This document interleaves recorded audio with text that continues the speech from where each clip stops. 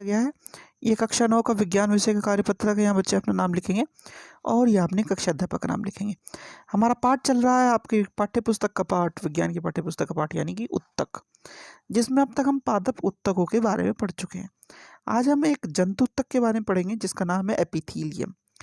तो आइए जरा देखते हैं, जानते हैं, समझते हैं कि ये किस प्रकार हमारे कार्य करता है। तो जंतुओं के शरीर को ढकने या बाहरी सुरक्षा प्रदान करने के लिए इनमें एपिथेलियल उत्तक होता है। इनका मुख्य कार्य जंतुओं के शरीर, आंतरिक अंगों और गुहिकाओं को ढकना व भिन्न भिन्न प्रकार के शारीरिक तंत्रों को एक दूसरे से अलग रखकर रक्षा करना है। हमारे शरीर में त्वचा, मुख, आहार नलिका, रक्तवाहिनी, फेफड़ों की कुपिकाएं आदि सभी एपिथेलियल उत्तक से बनी है। ये 4 प्रकार के होते हैं।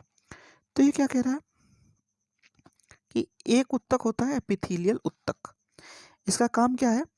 शरीर के बाहरी अंगों को ढकना और उनकी रक्षा प्रदान करना, और शरीर के अंदर के अंगों को भी मुख्यतः यही चीजें ढकती हैं। और उनमें कौन सी चीजें होती हैं ढकने वाली? गुहिका, शरीर के तंत्र जो होते हैं अलग अलग, जैसे कि शरीर की त्वचा, मुख, आहार नलिका, इन सबको ये ढकता है। अब ये कितने प्रकार का होता है बच्चों? ये 4 प्रकार का होता है। तो कौन से 4 प्रकार हैं? आइए जरा देखते हैं।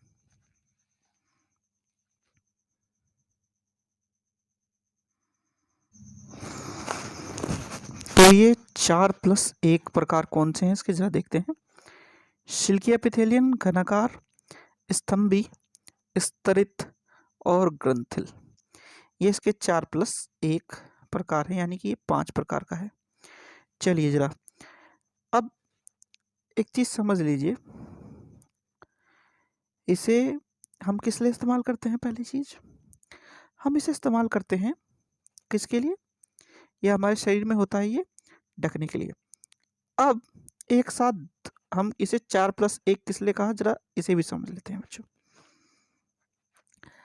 पहला है शल्की एपिथेलियम या स्थिरित शल्की एपिथेलियम, यानी कि शल्की एपिथेलियम एक तरह से उसी का एक छोटा और भाग। पहला है, इनकी कोशिकाएं बहुत पतली और चपटी होती हैं तथा कोमल अस्तर का निर्माण करती हैं, जैसे रक्तवाहिनी, फेफड़ों और कुपिकाओं के विसरण करने वाली सतह, आहार नली तथा मुंह का अस्तर। यानी कि ये जो सॉफ्ट हमारा जो बहुत पतला, सॉफ्ट और कोमल भाग है, कोमल जो भाग है वो इनके द्वारा बनाता है।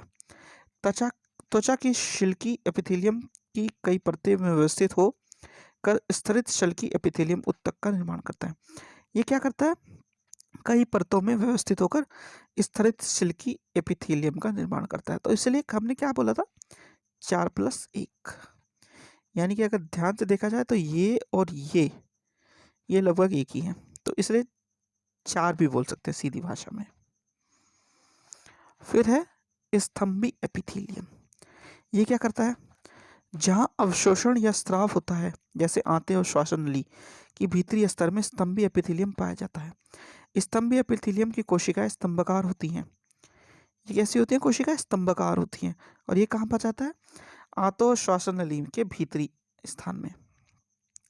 फिर है श्वसन नली की भीतरी अस्तर में स्तंभाकार कोशिकाओं पर धागों के समान संरचनाएं होती हैं जो पदार्थ के चालन में सहायता करती हैं। इन्हें साधारण स्तंभी उत्तक कहते हैं। तो इन्हें क्या कहते हैं? साधारण स्तंभी उत्तक भी कहा जाता है बच्चों ने। ठीक है, आगे है घनाकार एपिथेलियम। तो ये क्या है? ये घनाकार कोशिकाएं वृक्क की नलिकाओं और लार ग्रंथियों के अस्तर को बनाती हैं।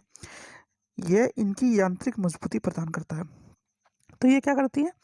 घनाकार एपिथेलियम क्या करता है? जो हमारी वक्क नलिकाएं हैं और लार ग्रंथियां हैं, इनके स्तर को बनाती है, यानी मुंह के एक तरह से। और ये उन्हें यांत्रिक यानी फिजिकल फिट जो कैपेबिलिटी है उन्हें प्रदान करती है। ये क्या करती है?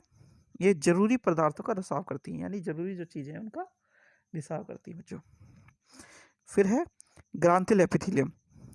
कभी कभी घनाकार एपिथेलियम उत्तक का कुछ भाग अंदर की ओर मुड़कर बहुकोशिकीय ग्रंथ का निर्माण करता है, जो जरूरी पदार्थों का स्त्रावण करता है, जैसे पसीना, श्लेष्मा, अश्रु आदि। यानी कि इस तरह की चीज़ों का जब ये कोई कार्य करता है तो वो क्या कहलाता है, ग्रंथिकल एपिथेलियम। यानी कि ये जो स्ट्रक्चर बन रहा है इसका, ये सबसे अलग स्ट्रक्चर बन रहा है ना, इस तरह का। ठीक है बच्चों, तो ये हो गया आपका एपिथेलियम के बारे में। अब जरा प्रश्नोत्तर देख लेते हैं बच्चों। तो पहला प्रश्न है, एपिथेलियम ऊतक के क्या कार्य होते हैं और ये कहाँ पर स्थित होता है? तो एपिथेलियम ऊतक के कार्य क्या है बच्चों? एपिथेलियम ऊतक का मुख्य कार्य क्या है? शरीर के आंतरिक अंगों और गहरिकाओं को ढकना और भिन्न भिन्न प्रकार के शरीर तंत्रों को एक दूसरे से अलग करना। ठीक है, और ये कहाँ मिलता है हमें? ये शरीर की त्वचा, मुंह, नाली, रक्तकोशिकाएं, गुफिकाएं आदि ऊतक से बने होते हैं। ये यहाँ पे मिलता भी है। अब इसके 4 प्रकार क्या हो गए बच्चों? 4 प्रकार ये हो गए, यानी कि ये सारे के सारे ये इसके प्रकार हो गए। अगला है, एपिथेलियम ऊतक सामान्यतः कितने प्रकार का होता है? तो ये मैंने बताया, ये कितने प्रकार का होता है? ये इतने प्रकार का होता है बच्चों। ठीक है, अगला प्रश्न देखते हैं। अगला प्रश्न है, स्तंभी एपिथेलियम ऊतक कहाँ स्थित होता है? इसका कार्य, एक कार्य लिखिए। तो स्तंभी जो ऊतक है वो कहाँ मिलता है? आंतोश्वास नली के भीतरी स्तर पर मिलता है। ठीक है, इसका क्या काम है? अवशोषण या स्त्राव करना, ये इसका काम करता है और ये पदार्थों के चालन में सहायता करता है। ठीक है बच्चों, ये हो गया आपका स्तंभी ऊतक। फिर अगला है, ग्रांथिल और घनाकार ऊतक में अंतर ज्ञात कीजिए। तो घनाकार और आपका ग्रांथिल ऊतक में सबसे पहले जो है, घनाकार में देखिए तो घनाकार कैसा होता है? ये वक्र नलिकाएं और लार ग्रंथि में स्तर की अस्तर के रूप में कार्य करता है। और ये क्या करता है? ये मुड़कर एक तरह से बहुकोशिकीय ग्रंथि का निर्माण करता है। ठीक है, ये जरूरी पदार्थों का स्त्रावण करता है, जैसे पसीना, श्लेष्मा, अश्रु आदि। और ये क्या करता है?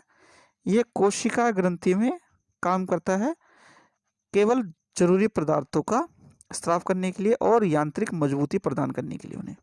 ठीक है बच्चों, ये होगी आपकी वर्कशीट कंप्लीट और वीडियो भी। आशा करता हूँ आपको वीडियो अच्छी लगी होगी। अगर वीडियो अच्छी लगी हो तो चैनल को सब्सक्राइब करें, वीडियो को लाइक करें, शेयर करें। Thank you.